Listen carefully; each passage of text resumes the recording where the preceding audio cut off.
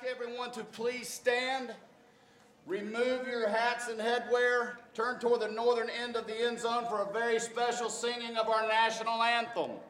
It will be performed by Carley Vogel, sister of 6th grade Jake Vogel, daughter of Jim and Amanda Vogel. Carley is a student at Durham Middle School.